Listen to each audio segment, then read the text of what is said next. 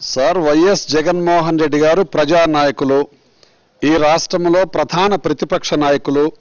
మొట్టమొదటి నుండి కూడా రైతు క్షేమాన్ని దృష్టిలో పెట్టుకొని రైతుకు అండగా ఉన్నటువంటి వారు.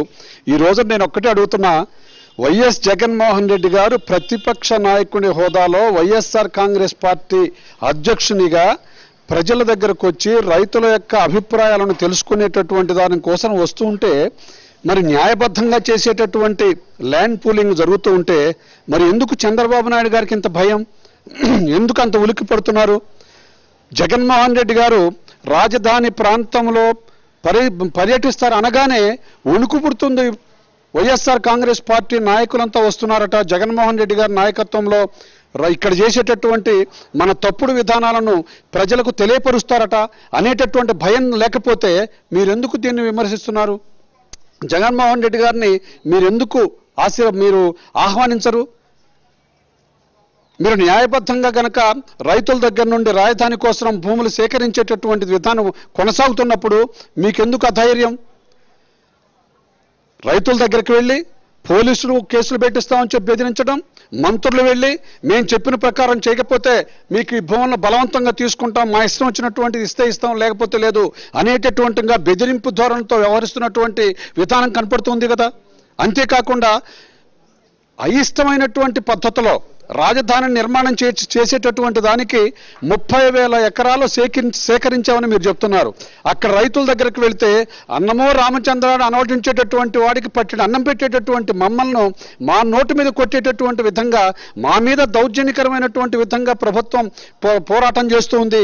ఇది న్యాయమా? మమ్మల్ని పట్టించుకునేటటువంటి నాదుడు లేడా అని చెప్పి అలవటిస్తున్నటువంటి దశలో మొదటి నుండి కూడా వైఎస్ఆర్ కాంగ్రెస్ పార్టీ నాయకులు జగన్మోహన్ రెడ్డి గారి నాయకత్వంలో రైతు సంరక్షణ కమిటీ అనేటటువంటి దాన్ని ఏర్పాటు చేసి ప్రతి వారం కూడా రైతుల దగ్గరకు వెళ్ళి వారికి అండగా ఉండి ఇష్టపూర్వకంగా ఇచ్చేటటువంటి వారు ఎవరున్నా మేము కూడా వారిని ప్రోత్సహిస్తున్నాం. కానీ ఇచ్చే రైతు మా భూమి ఇవ్వమయ్యా, మాకు ఈ భూమి ఇస్తే మరొక గత్యంతరం, మా జీవితమే దుర్భరం అయిపోతుందని చెప్పి వాళ్ళు అల్లాడుతూ ఉంటే దౌర్జన్యకరంగా మీరు భూములు లాక్కునేటటువంటి ప్రయత్నం చేయడం ఏంటి?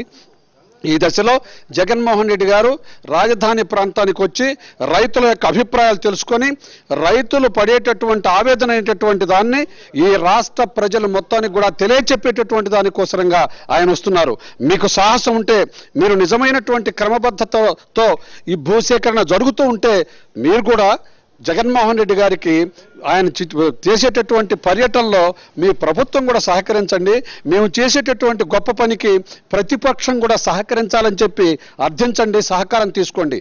అంతేకాని జగన్మోహన్ రెడ్డి గారు పర్యటన అనగానే విమర్శల వెలువ దేనికేమో? ప్రజలంతా కూడా ఈ రోజున పొరపాటుగా చంద్రబాబు నాయుడు గారికి ఓటు వేసి మనల్ని సంహరించేటటువంటి విధమైనటువంటి పాలనకు అవకాశం కల్పించాం. ఈ రోజున జగన్మోహన్ రెడ్డి గారు రావాలి, రైతును కాపాడాలి, రైతుకు రక్షణ కల్పించాలి, పంట పండించే ఉత్పత్తి ద్వారా అనేటటువంటి వారిని భవిష్యత్తులో ఆనందదాయకంగా బ్రతుకుతూ 10 మందికి ఉపయోగపడేటటువంటి స్థాయిని పెంపొందించేటటువంటి సంస్కృతి జగన్మోహన్ రెడ్డి గారికి ఉంది. వారి యొక్క అండ మాకు కావాలని చెప్పి రైతులంతా కోరుతూ ఉన్నారు. చంద్రబాబు నాయుడు గారు ఎప్పటికైనా శుష్క వాగ్దానాలు ఇచ్చినటువంటి వాటిని మీరు అమలుపరిచినటువంటి లేకపోగా దౌర్జన్యకరమైనటువంటి పద్ధతులను వదిలివేయండి. మీరు మీ రాజధాని అనేటటువంటి దానికి విపరీతమైనటువంటి భూసేకరణ ఎందుకండి?